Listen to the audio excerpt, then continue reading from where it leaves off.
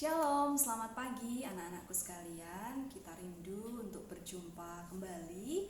Dan pada di akhir minggu ini kita boleh berjumpa dalam ibadah. Walaupun secara YouTube, tapi kita bisa memuji Tuhan bersama. Kita bersekutu bersama di tempat masing-masing. Kita menyatukan doa kita memuji Tuhan, dan kita menyatukan hati pikiran kita untuk mendengarkan firman Tuhan. Mari sebelumnya kita berdoa terlebih dahulu. Mari kita berdoa. Allah Bapa di dalam surga, terima kasih Tuhan Yesus, kami boleh bersyukur Tuhan pada pagi hari ini. Kami boleh memuji dan menyatukan hati kami Tuhan untuk hadir di dalam hadirat-Mu. Ya Tuhan Yesus, sebentar lagi kami akan memulai kegiatan ibadah kami Tuhan. Kiranya Engkau berkati setiap hati kami, mata kami, pikiran kami Tuhan, untuk kami satukan, untuk kami serahkan Tuhan bersama dengan Engkau. Ya Tuhan, kiranya Engkau juga berkati situasi dari kami masing-masing, supaya kami boleh mengikuti ibadah dengan baik, kami boleh menyatukan hati kami boleh menyerahkan hati kami. Terima kasih Tuhan Yesus, di dalam nama-Mu kami berdoa dan mengucap syukur. Haleluya, amin. Ya, anak-anak, mari kita satukan hati kita satukan pikiran kita, dan kita memuji Tuhan. Kita puji nama Tuhan. Kita seperti rusa yang haus merindukan aliran sungai, dan begitu juga kita haus dengan firman Tuhan. Mari kita pujikan pribadi yang mengenal hatiku.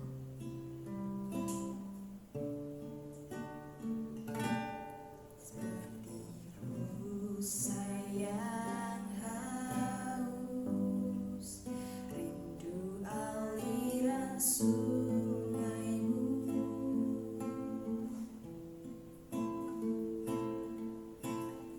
Hatiku tak tahan menunggu-Mu.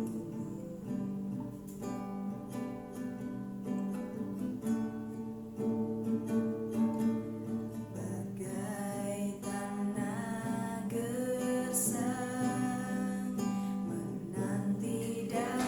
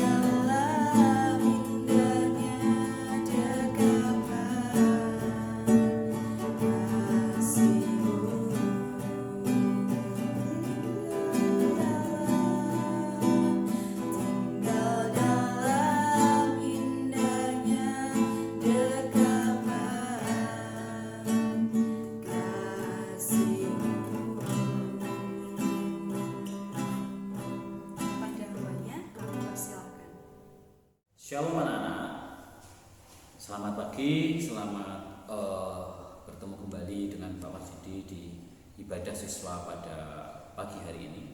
Tapi sebelumnya mari kita berdoa terlebih dahulu, menyiapkan hati dan pikiran kita. Seperti ujian yang baru kami nyanyikan dan kami dengar bersama-sama,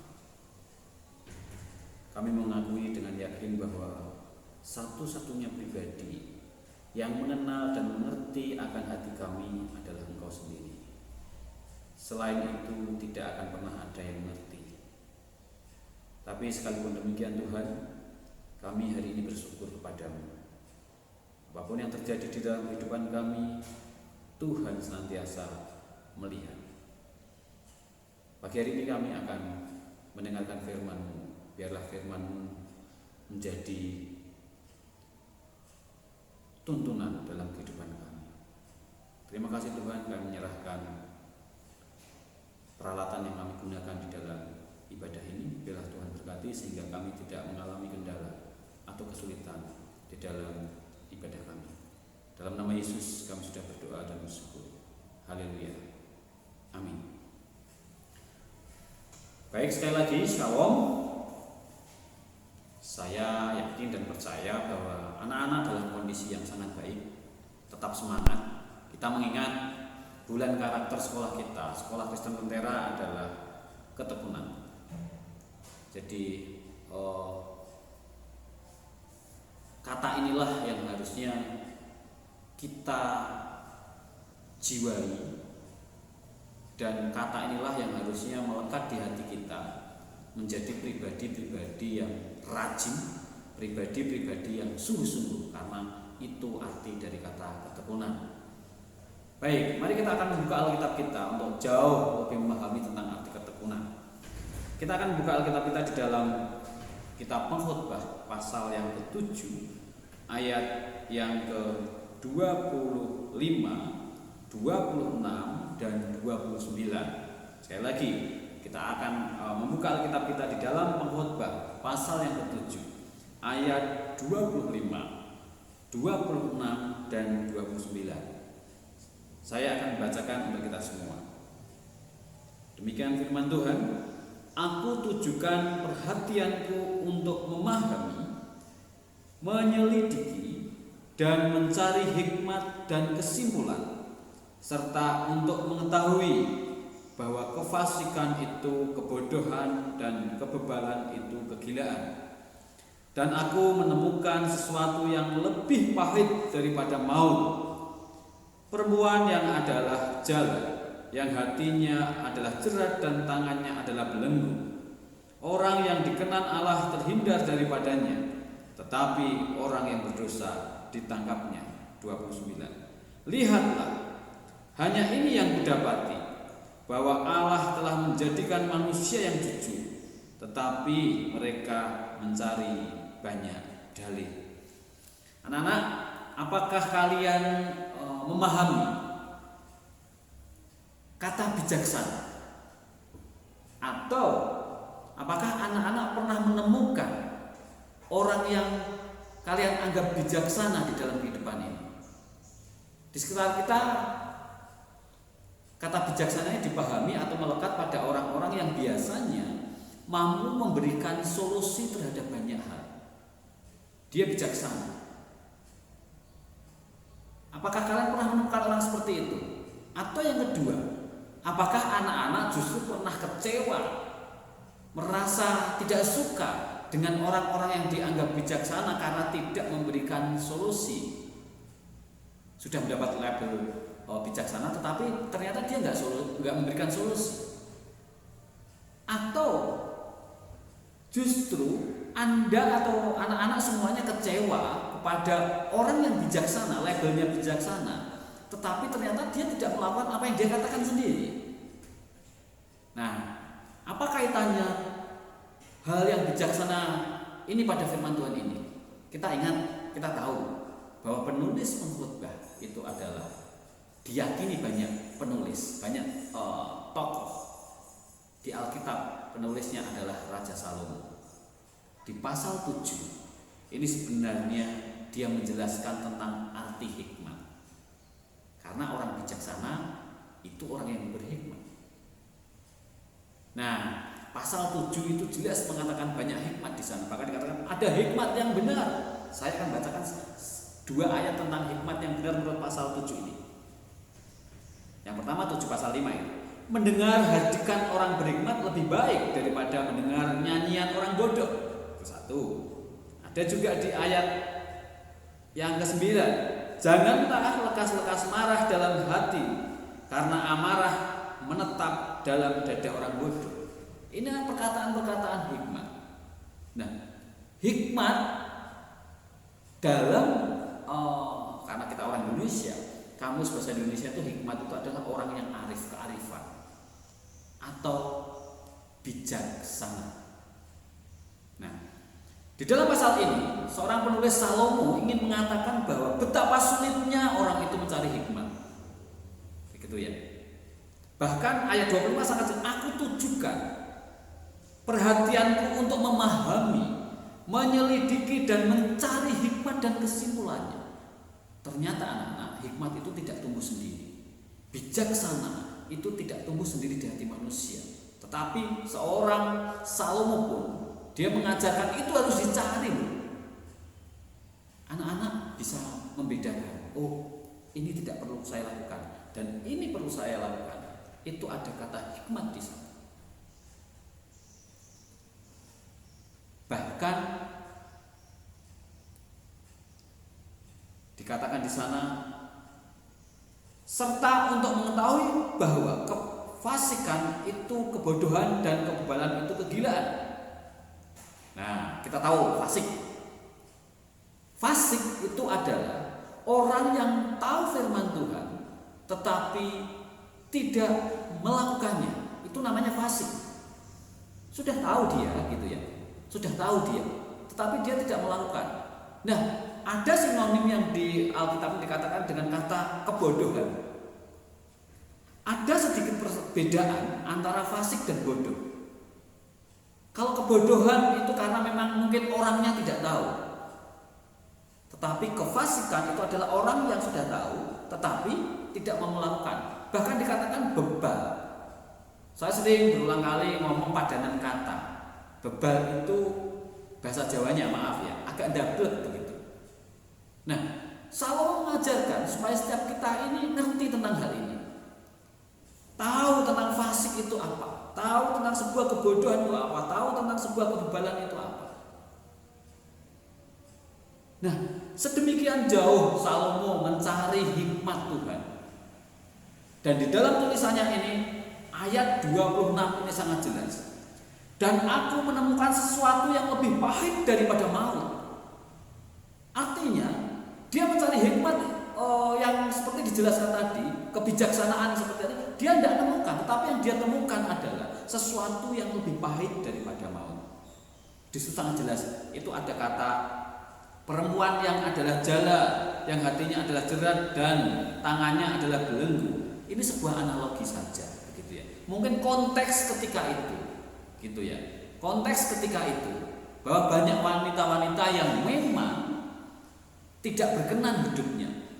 Situasi sosial ketika itu Salomo mengangkat itu, gitu ya. Jadi dia ingin menunjukkan bahwa ketika dia mencari hikmat, ternyata yang ditemukan yang berbeda. Justru kita temukan banyak orang yang hidupnya sama sekali tidak berhikmat. Dan ingat anak-anak, ada kalimat lanjutan. Ketika banyak perempuan yang di situ dikatakan adalah jala, yang hatinya adalah jerat dan tangannya adalah belenggu. Lanjutan firman Tuhannya begini. Orang yang dikenan Allah terhindar daripadanya. Ini penting. Ada kalimat yang mengatakan orang yang dikenan Allah terhindar daripadanya. Artinya apa? Orang yang dikenan Allah, orang yang sungguh-sungguh percaya. Dia bukan orang fasik. Orang yang terus-terus berpaut pada Tuhan. Dia akan terhindar daripadanya. Tetapi, nah, ini ada kata hubungnya. Tetapi, kita ingat konjungsi tetapi itu berarti konjungsi perlawanan. Kata hubung yang mengatakan perlawanan. Tetapi orang yang berdosa ditangkapnya, gitu ya. Berarti akan ada padanan orang fasik dengan orang berdosa. Orang tidak berhikmat dengan orang berdosa, akan ada padanannya di sana. Nah, itu anak-anak, sekalipun ya kita tahu Tuhan menciptakan kita itu dengan tujuan yang mulia. Sejak awal kalau kita lihat Adam dan Hawa diciptakan dengan tujuan yang mulia sesungguhnya. Tetapi ingat kita ayat 29 ini. Ayat 29 harus kita baca supaya kita lebih lengkap. Nah, lihatlah, hanya ini yang kudapati, bahwa Allah telah menjadikan manusia yang jujur, tetapi mereka mencari banyak dalih. Nah, apa artinya ini? Hikmat yang benar itu adalah hikmat yang bisa membawa kita dikenan oleh Allah, supaya kita tidak kena, tadi dikatakan tidak kena perangkap atau jerat dari banyak wanita. Ilustrasinya seperti itu ketika di zamannya itu. Tidak mudah sebagai seorang pelajar. Nah, kaitannya adalah dengan ketekunan apa hikmat ini. Anak-anak, seorang Salomo mencari hikmat sangat sulit, tidak ditemui. Yang ditemui adalah sebuah kepahitan, di situ dikatakan. Tetapi hari ini dengan tema kita, yaitu ketekunan yang berbuah pengertian, kaitannya dengan kita seorang pelajar Kristen, apalagi kita sekolah di sekolah Kristen Lentera, kita perlu rajin, kita perlu sungguh-sungguh untuk mendapatkan pengertian. Pengertian yang kaitannya dengan hikmat. Ada padanan kata antara hikmat dan juga pengertian, hikmat dan bijaksana. Karena hikmat tidak didapatkan dengan begitu saja, pengertian tidak didapatkan dengan begitu saja. Kita bisa mengetahui, oh ini kehendak Tuhan dalam hidup saya, oh ini bukan kehendak Tuhan dalam hidup saya, oh ini yang harus saya lakukan supaya berkenan di hadapan Tuhan, oh ini sesuatu yang tidak boleh saya lakukan di hadapan Tuhan. Itu dari mana? Dari Anda membaca.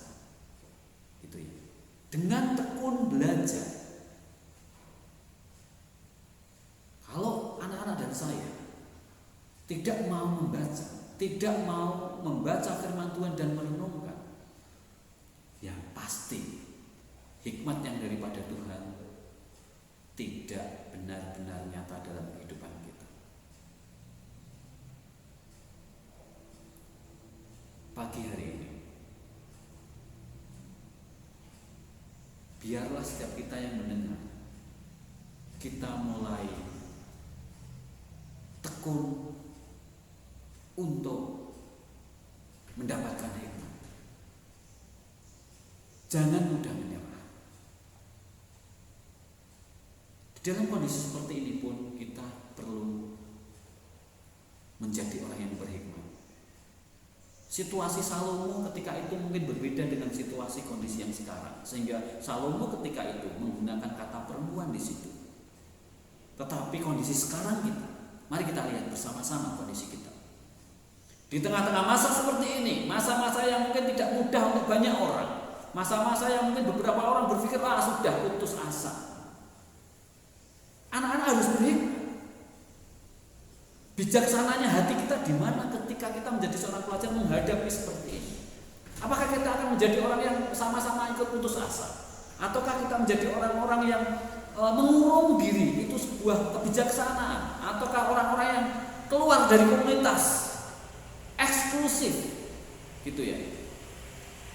Tidak bersentuhan dengan orang lain, tidak berkomunikasi dengan orang lain, atau justru kita menjadi orang yang acuh dengan orang lain karena kondisi ini?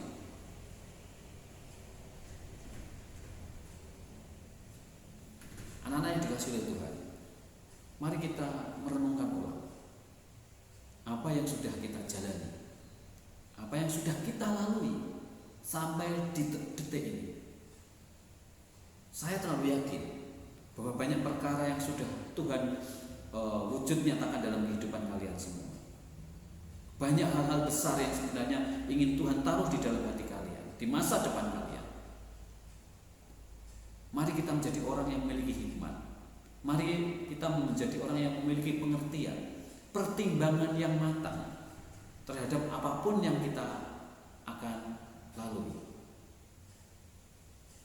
Baik, saya akan mengajak kalian untuk membaca Yakobus 1 ayat 5. Mari kita akan buka di dalam kitab Yakobus 1 ayat yang kelima.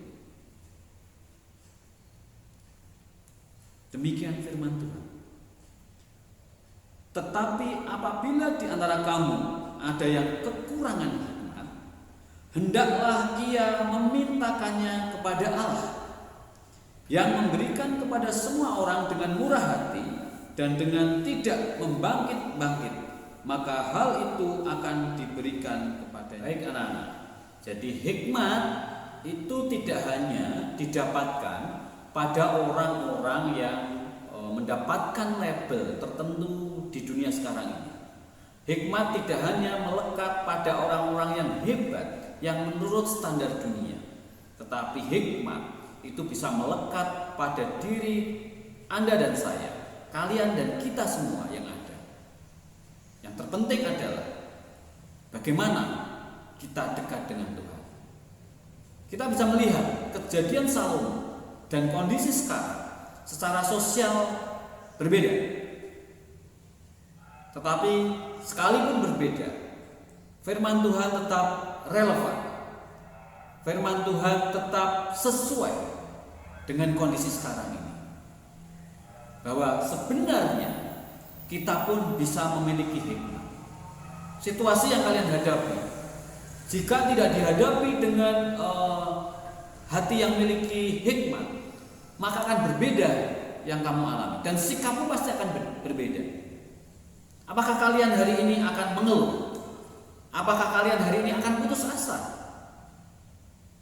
Tapi kalau kalian memilih hikmat, pasti yang Anda lakukan berbeda. Corona bukan sesuatu yang memang harus kita sesali. Corona memang bukan harus sesuatu yang membuat kita menyerah. Tapi di balik situasi ini, dengan hikmat Tuhan, kalian akan menggunakan kesempatan yang ada untuk berhasil. Mari kita bertekun dengan cara apa? Membaca firman Tuhan, merenungkan firman Tuhan. Kita akan memperoleh hikmat. Sekali lagi perlu saya tekankan, hikmat yang benar adalah hikmat yang didasarkan dari ketergantungan terhadap Tuhan lewat ketekunan Anda, ketekunan saya, ketekunan kita semua di dalam membaca firman Tuhan. Oke, ini akhir dari firman Tuhan pada pagi hari ini. Biarlah setiap kita yang mendengar, setiap kita yang ikut membaca firman Tuhan, kita dianugerahi hikmat oleh Tuhan. Mari kita berdoa. Tuhan Yesus yang baik, kami mengucap syukur pada pagi hari ini. Kami boleh membaca, kami boleh mendengar, bahkan kami boleh merenungkan firman tentang bagaimana kami harus memiliki hikmat, tentang bagaimana kami harus memiliki pengertian sehingga hati kami menjadi bijaksana. Kami tahu bahwa hanya dengan membaca firman-Mu saja, dengan merenungkan firman-Mu, kami akan memperoleh hikmat yang sejati. Hikmat yang tidak akan pernah ditemukan di dunia ini, karena dasar kami adalah hikmat Tuhan. Terima kasih Tuhan Yesus, kesempatan yang indah ini. Kami juga berdoa untuk anak-anak kami di situasi yang mungkin tidak mudah mereka jalani hari ini. Tetapi kami minta kepada-Mu ya Tuhan, biarlah Engkau memberikan roh hikmat kepada anak-anak kami semua di dalam masa-masa seperti ini. Mungkin sulit buat mereka, mungkin tidak enak buat mereka, tetapi kami yakin dan percaya mereka adalah anak-anak Tuhan yang memiliki keyakinan yang teguh di dalam Tuhan. Terima kasih Tuhan Yesus. Kami akan mengakhiri renungan pada pagi hari ini di dalam nama Yesus, Juru Selamat kami yang hidup. Kami sudah berdoa.